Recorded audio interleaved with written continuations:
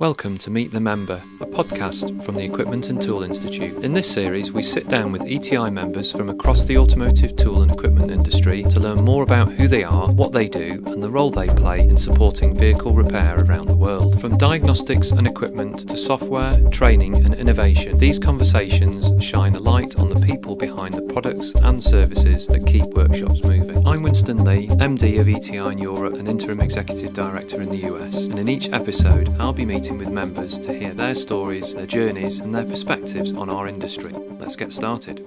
I am here at Kane's Northern Service Hub in Atherton, Manchester. I'm joined by Martin O'Day. So good morning, Martin. Morning, Winston. Nice to see you. Nice to see you too. Very nice premises. Thank you. And I've just had an interesting tour. Ben Crabtree's just taken me round.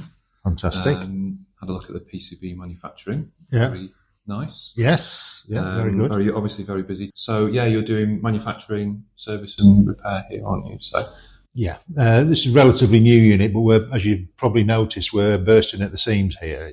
We need a bigger place, and I think we're actively looking because we are so busy. We have obviously two elements to our business.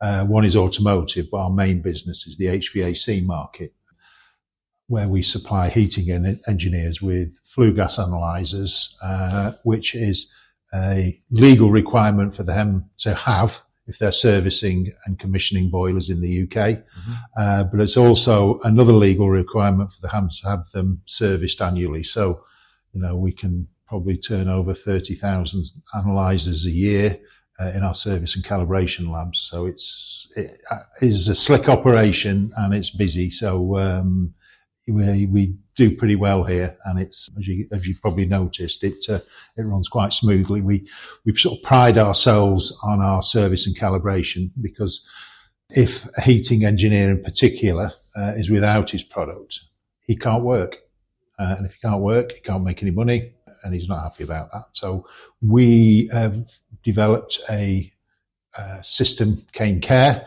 which gives the heating engineer peace of mind to know that his analyzer will be returned the day we receive it. So within 24 hours of us receiving it, he'll get it back, or he gets his money back. And we stand by that. And the CEO, Jonathan Kane, it's his mantra, Yes. It's 24 hours or your money back forever.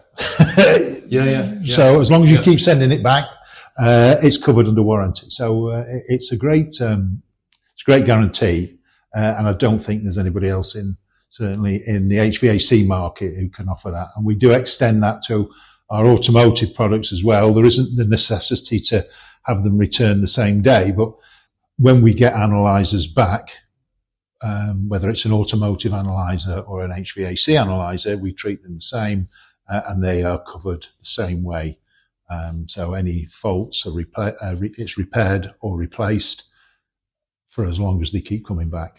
Yeah. So if you have them serviced and calibrated, then it extends the warranty for another 12 months. Yeah. I could see from what you're doing here and what Ben was saying that it's got to be slick to make sure that you meet those targets. Yes. The CEO is on it. And if we don't, then he wants to know why. Yeah. And generally, if it does fail, and I'm not making excuses, it's not our fault usually. It's the distribution system. It's either getting it to us mm-hmm. or getting it from us. So it's the delivery companies that deliver to the wrong address, or they lose it, so whenever 99% of the time, if there is an issue, it's to do with the logistics rather than the actual service and calibration here. Yeah, I was going to say the online booking system seems slick. Really good. To be able to take the money and pre-book it in, and you've got sight of that then, obviously, so you're not surprised by all of a sudden, influx of meters. No, because what holds up things is end users sending them back through distribution. Mm. So it will sit on a distributor's shelf for a week before he decides to send it back. Yeah. We'll return it back to the distributor, who a week later will tell the customer it's back. Mm. And then he's blaming us because he wonders where his analyzer is. Yeah. So that's why we started to encourage people to just do it directly, because distributors don't really want the hassle of that. they just want to sell the product and then forget about it. So the service and calibration is between us and the end user. He has visibility of his analyzers. He knows when the next service and calibration is due. Mm-hmm. He gets a reminder. He can view his calibration certificates online if he wants to. He can buy spare parts if he needs to. Yeah. So it's a very slick operation, particularly if you've got more than one analyzer, because sometimes they can be difficult to manage because they'll all have different calibration times. We're just trying to make it easier. So that applies to whether it's an individual heating engineer who's got one analyzer or a large business team who may have 200. There is a system for each category of customer. Yeah. Okay. Martin, you're the Automotive Sales and Marketing Director. Yes. In terms of automotive, you say you don't necessarily have the same requirements for that. So your automotive products, they're designed to meet rather than to be used actually in an MOT or PTI test. Is that right? Yes. Yeah. When we started looking at automotive handheld exhaust gas analyzers back in 1999, 2000, we looked at the MOT market and decided that it wasn't really for us because we came to it late. There was a lot of players already in it. And there was obviously the hassles of the service and calibration where you have to, send service engineers in to do it 6 monthly. And if obviously the analyzers is down, then obviously that causes lots of headaches. And we didn't want to get involved in that. So we designed a product that was designed to meet the accuracy standards. Yeah. So we created the world's first handheld OMIL Class 1 gas analyzer, exhaust gas analyzer. Traditionally, as you know, gas analyzers are big box style products that sit in the corner of the workshop, not very mobile. They sort of stick there. They just do MOTs. And we sort of reimagined it and using the technology from our HVAC products, developed a handheld product. So you can take it to the vehicle, wherever that might be. So it could be in a workshop, could be at the side of a road. But we were very keen on the designed to meet, handheld, portable, go anywhere, use anywhere. And for service and calibration, you just send it back.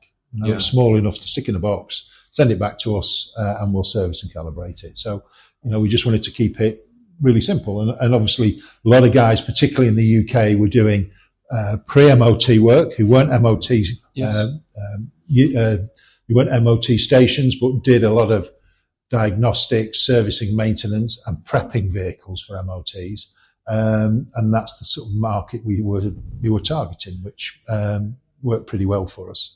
Yeah. So we manufacture under the Kane brand, but we also make for other people. So we make a product for Snap-on, we make a product for Sykes Pickavant, we have made products for people like Vert. So we do work with some large, well-known automotive aftermarket companies. So you and I both started our careers at Sykes, albeit slightly different times. So looking back at those early days, sort of the late 80s to, I guess, the late 90s, what do you think that the industry gave you then that still shapes how you work today? I think I was quite naive when I joined Sykes Pickavant. I had no idea. I was a mechanic. I was time served. I'd worked 8 years in a Volvo dealership. I did a 5-year apprenticeship and then a couple of years after I'd qualified. And I just wanted something different. So I got a job at Sykes Pickavant and I thought it was actually a delivery van driver. Yeah. So out delivering stock. Mm-hmm. And then I went for an interview with the sales manager, which I thought was a bit strange. And then he explained that actually it was Sykes at the time had 2 mobile demonstration vehicles, a bit like a 3D catalogue. And I was to be the driver of one of those based in Livingston Towns where I live, but covering from Birmingham north, and north included Orkney. So everything north. Okay. Wow. And Ireland, Southern Ireland as well. So I think that, I had no idea. I'd never done sales, never been into sales, wasn't expecting to be a salesman. But fortunately, and I think the thing I learned was that I worked with some good people. And I think work with good people, because it's not always about the products. Products are good. I mean, Sykes had a fantastic brand name. And it was great. It was a great grounding into sales and dealing with people. So I think the thing I take away that I use, today still is sort of work with good people. And I've been very fortunate to do that, and still am. So yeah. And you sort of ended up gravitating into export. Yes, I did. So I had. So I think with Sykes and businesses don't seem to do this as much now. You work in different departments. So I worked on the van for 2 years. So I covered literally Birmingham North. I then, they moved me down to the southwest of England, where I ran a territory for 6 years, had 2 kids, came back, and worked in the marketing department, as sort of promotions manager. And again, that gave me another string to my bow. So I did that for a couple of years, based at the head office in Lytham St Anne's. And then, I moved into export. So I covered some of the English speaking markets, which were our Sykes' biggest customers. So Australia, New Zealand, South Africa, and Southern Ireland. Which represented a fair old chunk of Sykes' export business. So again, I did that for a couple of years. So before I decided to move on, so gave me a great rounded experience. So you learn about people, you learn about places, you learn about international business and how people do things differently in certain countries. It was great. It was a great experience. Yeah. Okay. So I was going to say, were there any lessons that you've got from export or regional sales that you still rely on now in this position? I think is how you deal with people. I think you deal with them particularly as professionally and quickly as you can. And you develop relationships, and I've got relationships with people I knew at Sykes still, and I've met people who have become almost friends. So you know one or two of them yourself as well. But I think that's the thing, particularly with international business, is you develop relationships with people, and it's sort of maintaining that. And language, I don't speak any languages, but most people do speak English, and I do cover a lot of the English market. So I still cover the United States for Kane, so I do travel out there quite a bit. But on the whole, I think just deal with people as people, and as professionally as you can. Yeah, and people respond. They do. That's always been my mantra. Yeah. So you've been with Kane for over 2 decades, and in that time, the business, the products, and the industry have all evolved significantly, as we both know. So what's kept you motivated and engaged over that time? Because it's quite a reasonable chunk of time. It is, and I can't believe it's that length of time. It's gone. The film gone in 60 seconds. That's what it feels like. I think, again, as with Sykes, I've been fortunate to work with some good people who've helped me over the years and sort of developed me and given me challenges. We'd like you to, this is a little project we'd like you to work on. Off you go. So I was automotive sales. So we didn't have a presence in the automotive market. So we sort of got that. We've got another couple of people on board that have helped us in international markets. Again, former Sykes employees, strangely enough.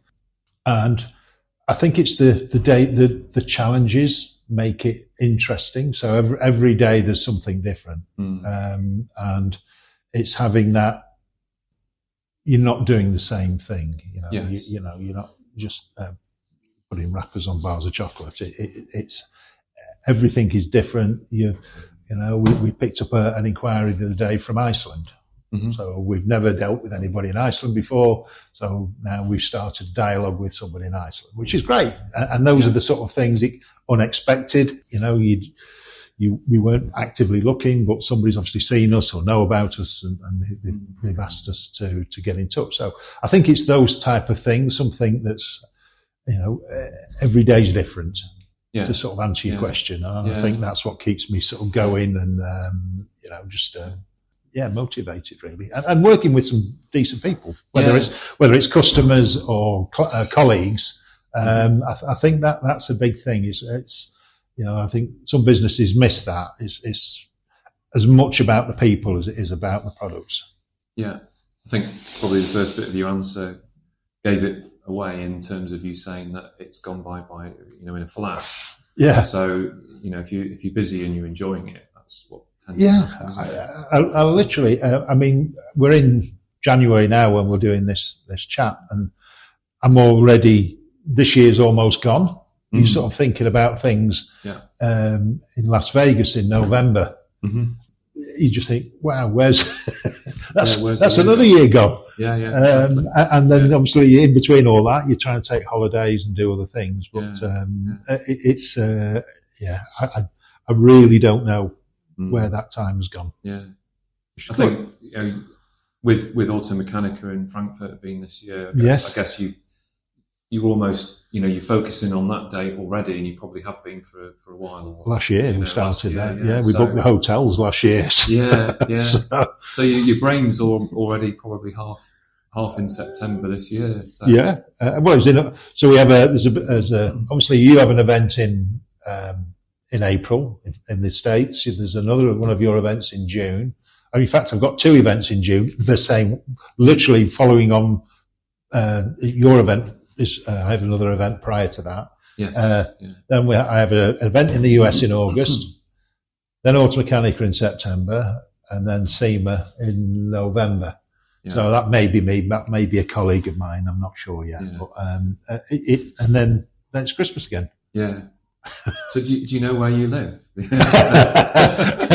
Well, I work from home, which is a good thing in between sort of travelling. But I don't travel as much as I did. So certainly within the UK, and I think the things like social media and Teams, whereas before you'd have to drive 3 hours for a 10-minute meeting, you can do it on a Teams call now, which helps massively. Yeah. So, I think the sort of introduction of that has helped quite a bit. Yeah.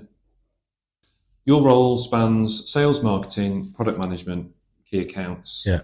How important do you think that the breadth of experience is in today's automotive and equipment sector? Vital, I think. And a lot of companies used to do it. I know there was a company we used to deal with when we were at Sites Big on Brown Brothers and Snap-on, I think, I don't know whether it's an American thing, where you can't progress onto the next rung of the ladder unless you've done a particular role. So in the case of Brown Brothers, you join and maybe a van driver, and then you work in a department that may be tools and equipment, and then you become the department manager, and then you have to go out on the road, and then you become a branch manager. Mm-hmm. So you can't get to the branch manager role unless you've done all the other things. Yes. And I think that's actually a really good thing, because you understand other people's problems. First thing, salesman, we haven't got a product, we can't supply it. Oh God, bloody purchasing or bloody engineering haven't done this.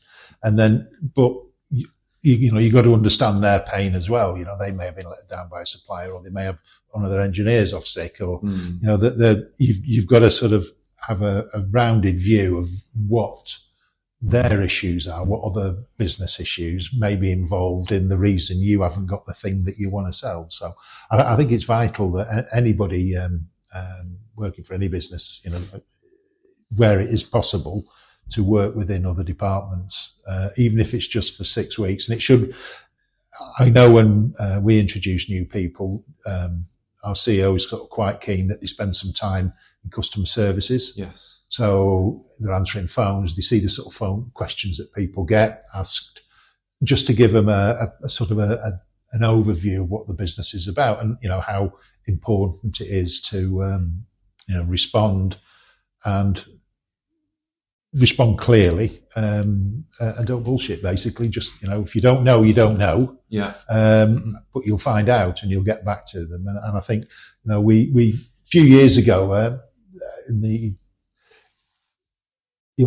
don't think he'll disagree with me, but instigated Trustpilot, and initially the CEO didn't want to do it, and then was glad we did. Yes. Because, fortunately our sort of service and calibration is second to none, and we've maintained 5 stars. I think it's just because of so many people now have responded to it. Yeah. It's great feedback. They don't have to do it. Everybody gets a Trustpilot review on anything you buy now. Yeah. But we do, we get them, and you do get the odd one that doesn't like us or thinks we're too expensive, but we do respond to them. But it does give us a great insight into what people think of us, and so far it's been a great thing that we did. So do you use that to measure your customer satisfaction, yes, like from an ISO point of view or whatever? Or? We do, and obviously that's part of that. We are looking at doing, what we found is we've tried customer service surveys before, and nobody answers. No. It's really difficult. And we found that the best way seems to be Trustpilot, because it's quick, easy, and even if we just get a good or a thumbs up, we'll get a response, and it's just the star rating. Yeah, I think that's as good as anything else. So that seems to work well for us. Yeah. So that's probably why that's been a key to maintaining your position that you talked about with Kane being, a market leader. Yes. That's really been a key thing, hasn't it? Yes. Yeah. I think with service and calibration, nobody likes paying for it. They have to do it. It's a necessary pain, but you try and make that as easy as possible for them. So, there is a cost involved. But if they send it back on a Tuesday, we get it on a Wednesday, it goes out Wednesday night, he gets it on a Thursday, and that's what you're paying for. And if we can't fix it, we'll replace it. And we don't just fix the analyzer, we fix any of the components, or we replace any of the components that come with it. So if the bag is ripped, or if the charger's damaged, or the probe is bent, we'll replace that as well. So that's all part of that process. So, it's not just the main product, it's all the ancillary products as well. So you're effectively getting back, to all intents and purposes, a new product that's going to last you another 12 months. So, any work that we carry out, so if it fails within that 12-month period, then it's all done under warranty. So we walk the walk. So we do what, we want to make sure that, and it's particularly important when you're dealing with companies overseas as well. So, people from all over the world send products back to the UK to have them serviced and calibrated. And the last thing you want is for it to go to Indonesia and for it to fail when it gets there. So, whatever needs changing gets changed. And if we can't fix it, we'll replace it. Yeah. So how do you balance the needs of OE customers then and the aftermarket and end users when product and regulatory demands at the moment can sometimes pull in different directions? Well, we've avoided regulatory products. We like we said earlier, it's designed to meet. Yeah. So obviously being part of ETI will help us because we're the sort of last to know. So I think we're very, we appreciate the work you guys do. So if there are any requirements, whether it's with gaseous emissions, smoke density, or particulates seems to be the new big thing.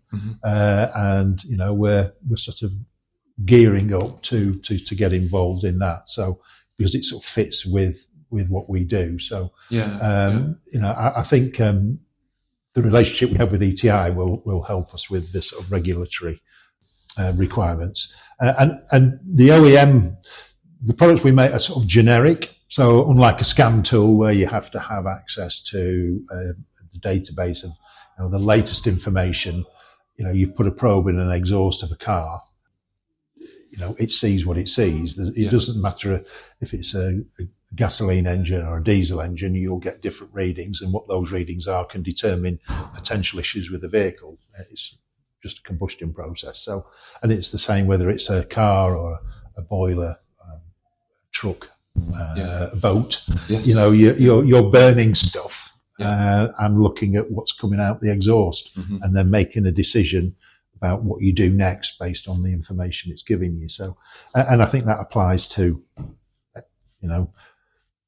guys who run their own little business, mobile mechanics, dealerships, anybody really, because an engine's an engine.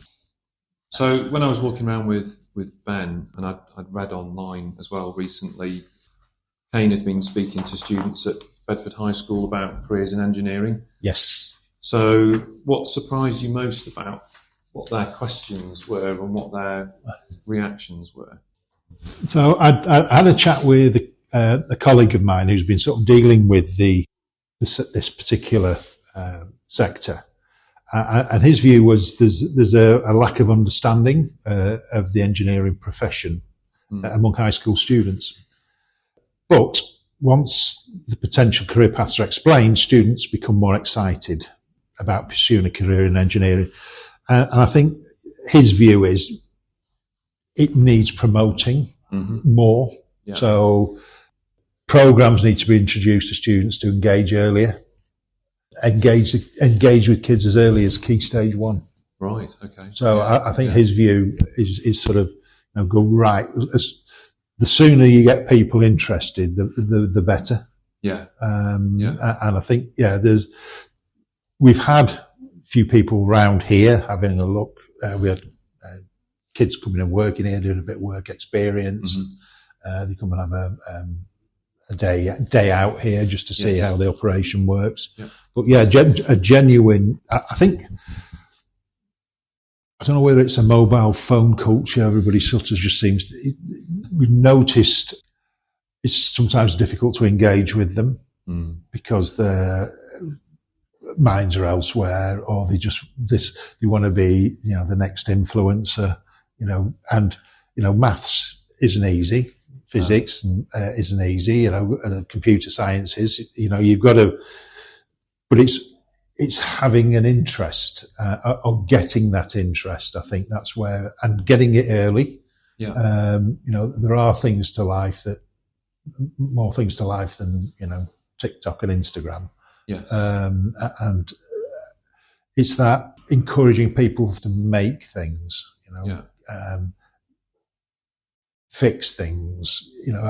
You were probably the same. You used to probably like dismantling things when you were a kid, going through a clock or a phone or an engine or whatever it was. It could have been anything, radio, and just sort of dismantle it. I don't think that seems to be done now, because I think there's a sort of a bit of a throwaway culture hit in this country where, your radio break, you just chuck it away and get a new one. Whereas 30 years ago, you'd fix it. Yeah.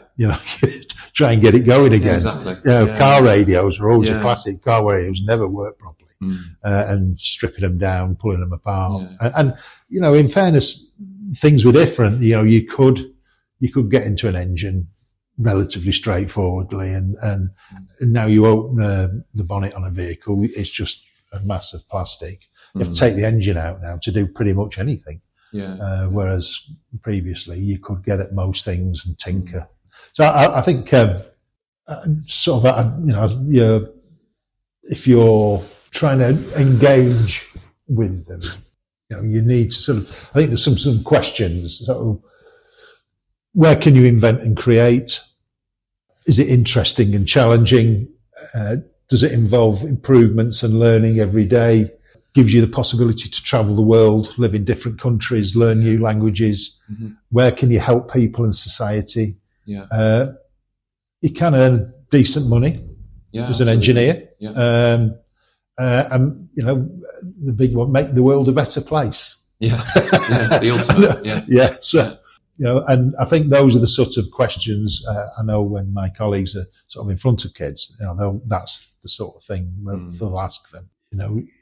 It's having that creativity and And, there are people that, engineering, strangely, and a lot of the engineering students come from overseas now. Yeah. They're not through the school system.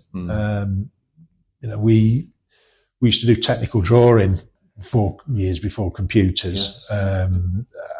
I don't think any of that sort of thing's done now. I don't know whether CAD design's done in schools. I suppose there's probably a little bit of that going on, but it's certainly different. My kids, certainly my son, didn't want to get too involved in engineering. Obviously you do your little projects and making things, but I encouraged him, but he didn't. It just wasn't for him. He went a different way. He went the medical route. So my daughter did something completely different. So, yeah, the bizarre thing is now that a lot of kids probably can't even change a plug. I mean, I know you don't do it as much now. You're not encouraged to do that, are you? No. But it's that sort of thing, could you change a fuse? What could you do? Yeah. If you were left to it. So I think changing a plug was an example, but I think put a shelf up, use a drill, cut some wood. Yeah. Even simple tasks don't seem to get done. No. Now. No. I think it's they get a man to do it. Yeah. Yeah. It's difficult for the curriculum, I think, to keep up with technology as well. Yeah. I mean, I noticed through engineering that, it moved on so quickly. And when I was looking at employing people in my business, I actually went with an engineer to one of the local colleges, and we just gave a bit of a talk on, business, engineering. Like I say, one of the engineers came with me and he explained what he did day to day.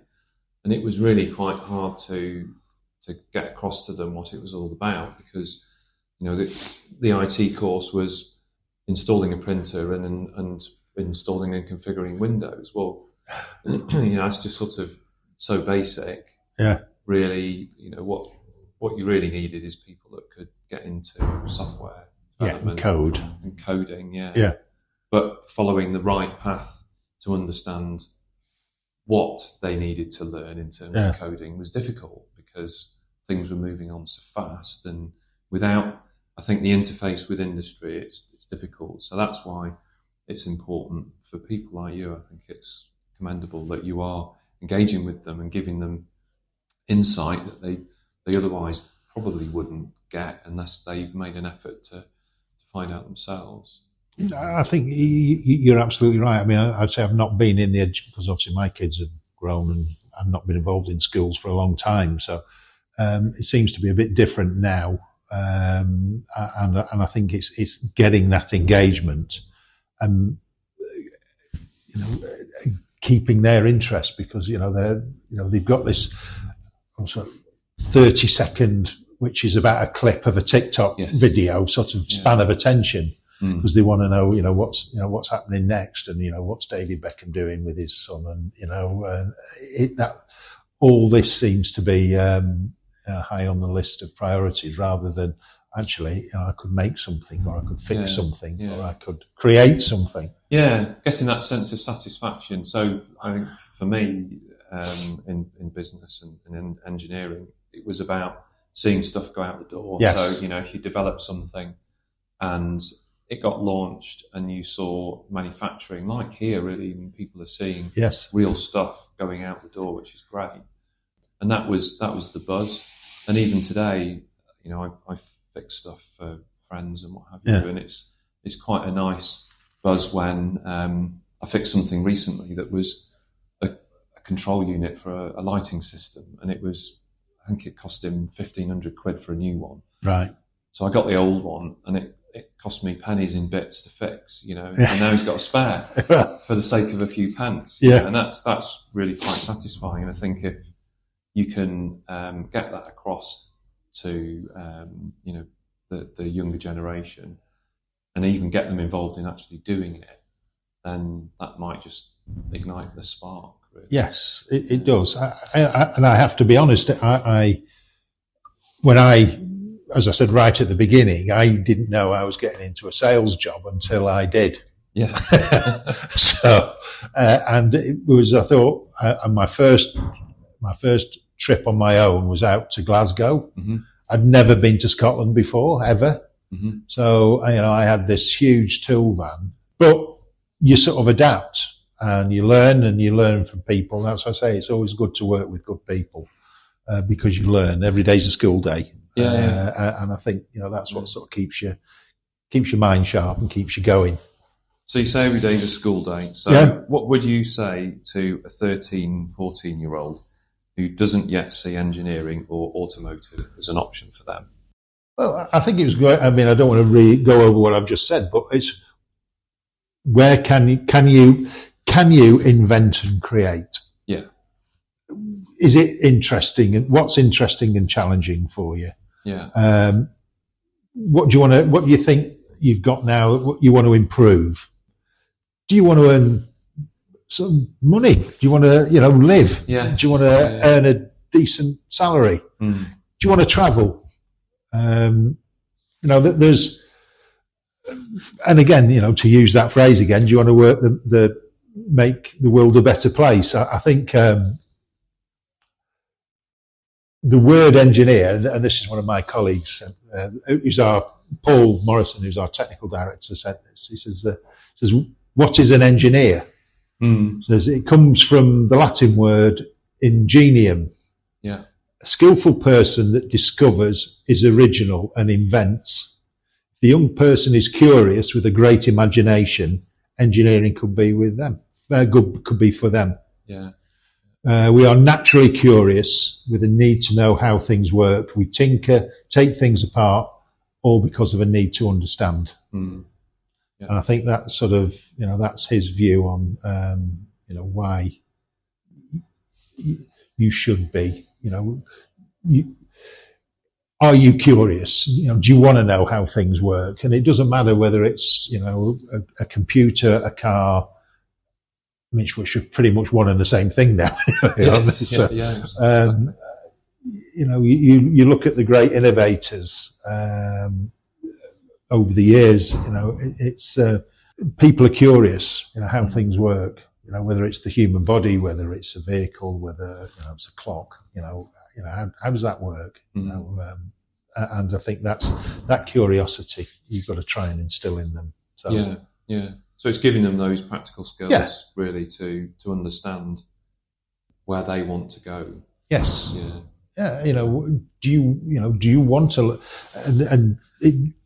What are you interested in? Mm. Are you interested? Everybody seems to be interested in their phones. Do you want to know how a phone works? How the network created? It's sparking that interest, and it's finding something that will like the light bulb. Yeah, I want to get involved in that. Yeah. Okay, does that make sense? So going back to sort of industry change then, and the future with electrification, emissions regulations, and the sort of change in powertrains that we're seeing now. Some people talk about uncertainty in the automotive sector. So from where you sit, do you see more challenge or more opportunity? I think there's more opportunity. I think it's different opportunities than what we've got now. Particulate measurement, I think, is one thing that, we're going to have to embrace. I think we need to do something either as part of the MOT in the UK. I know in Europe there are plans in foot to introduce particle testing over the next several years. The UK need to get on that train and decide what they're going to do as far as the UK MOT is concerned, because the current way of measuring diesel engines is not fit for purpose really for some of the later engines. No. So they need to make a change. But I think there's the introduction of electric vehicles, hybrid vehicles, that opens up new avenues of opportunity, different to what we're obviously our thing is handheld test instrumentation based around emissions, but we're also involved in electrics. We're also involved in pressure. Mm-hmm. So, I think it wouldn't take us a huge amount to develop products that would satisfy those markets. So things will change. Vehicles are going to change. Things like maybe predictive maintenance, vehicles monitoring them as they're driving, relaying information back. And I guess all this is being done now, but, I think moving away from the traditional scan tool into more tablet-based form of diagnostics. I think, just looking at a scan tool, I think that may change, possibly thermal imaging, heat, and obviously high volt. You're dealing with high voltages, so that in itself will present different challenges. So, I think, and something that we've never really been involved with, things like cybersecurity as well, because obviously, you don't want somebody hacking your car and driving it off. Yeah. which I suppose in theory they could probably do remotely and you're not even in it. Do it while you're in it. But I think there are projections that the equipment required for all of this would increase the revenue from, I think some of the figures I looked at were from 40 billion for that sort of test equipment that's currently sold to 80 billion. So I think it could double over the next few years with the type of, it'd be different to what we've got now. And I think, so there's technologies that we're not involved with, augmented reality and all sorts of things that, I'm not familiar with. I don't want to talk about things that I'm not an expert in, but ADAS, I think that's, as good as that is now, it's going to get better. So you'll need different types of equipment for that. And then from a compliance point of view, you're going to have things that are accredited and traceable. Mm-hmm. So you do it, I know they try to do at the MOT. I don't think it's ever quite worked as they'd want it to. So, you test something with accredited equipment and it's time stamped to avoid fraud. So, I think there's lots of technologies that are coming on, say some that I'm not aware of, a lot of cloud-based stuff possibly.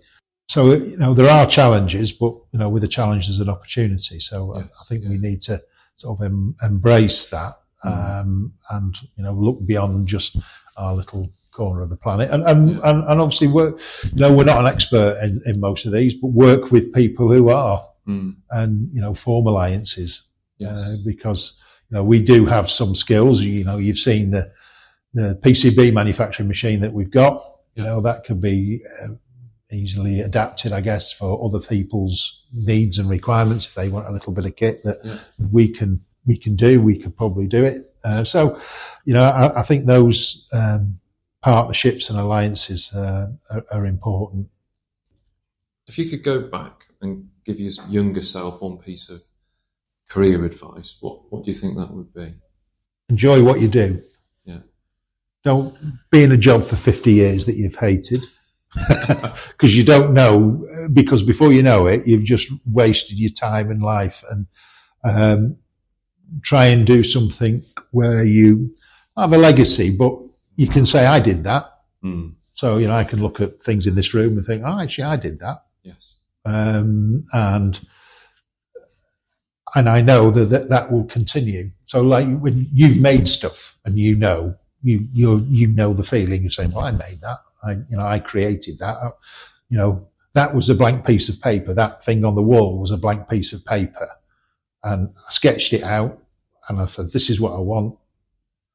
I took all the images and that's what came out. So it's having an idea, and everybody else might think you're nuts, but stick with it. And I guess it's what, a lot of entrepreneurs do. I'm not entrepreneurial. I know you are.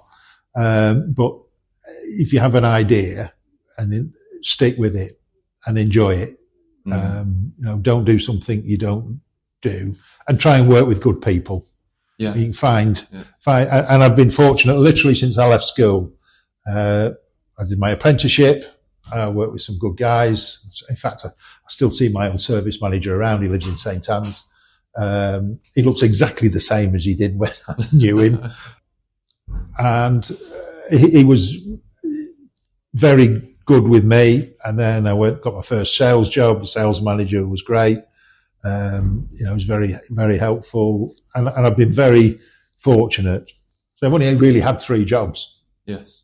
So, but in each one, I've been lucky to work with some great people, both colleagues and customers. Yeah, yeah. So enjoy what you do. Yeah, and I can see still, what excites you about coming to work is obviously the challenge. Yes, and the change that you get your teeth into, and well, it's like because every day's a skill day. You're always learning.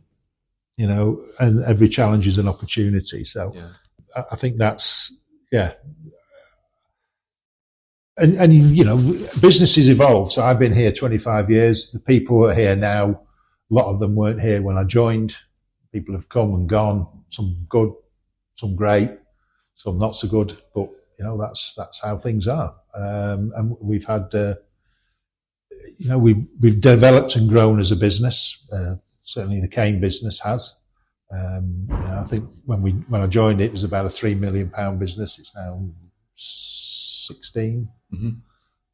And we're still very niche. Yes. It's not massive. We have sister companies out in Germany, in France, in the US. So the UK business has grown pretty well.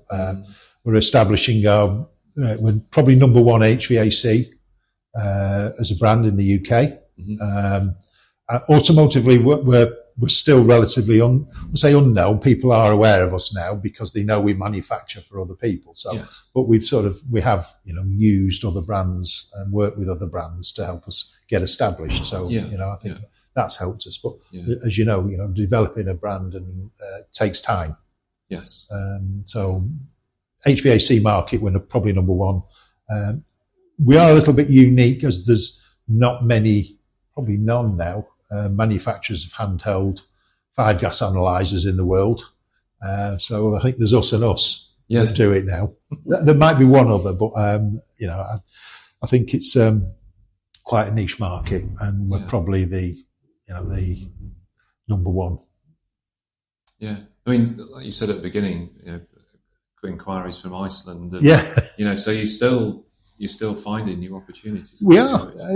It's surprising. I mean, when you go to Automechanica, you bump into people and, I didn't know about you guys. And you think, well, we've been active in that market for years. So, you pick up a new distributor. There are still some markets where we don't do anything, and we should. The US, we do well in the US, but we could do a lot better. Mm-hmm. But that's developing and growing. So, we have a sister company based out in the US who sort of deal mainly in the HVAC market, but, I think, and they're doing okay. So, there's a lot to go at. Yes. And obviously, different parts of the world have different legislation and different requirements. So, adapting for those. And I think that's one benefit of being, relatively, flexible is, we can, a product that we sell in the UK may look the same as the products we sell in the Netherlands, but it's completely different because the way they do things is different to the way we do things. And it's having that ability to adapt quickly, which we're able to do. Being, a big wheel turns slowly, so it can take a big company a long time to come up with something, whereas we can be quite light on our feet, and make a change relatively easily, particularly software. So, there are obviously market forces that affect us. COVID was a difficult time, but we got through it, and I think we've come out of it stronger. And we're doing well. Thanks, Martin, for taking part in our first ETI Meet the Member. Thank you. You're welcome. Well, thank you for inviting me. Really good to see the building and the people and how busy you are. Yeah. So, look forward to seeing more of you at the events and talking to you again soon. Thank you, Winston. Yeah, great to see you as well. And look forward to the event in June and the one in Florida in April, which I'm really looking forward to. Okay, brilliant. Thank you. Thanks for listening to Meet the Member, a podcast from the Equipment and Tool Institute. I hope you've enjoyed getting to know more about today's guest and the work they do within our industry. If you'd like to find out more about ETI, our members, or future episodes in this series, please visit our website or follow us on LinkedIn.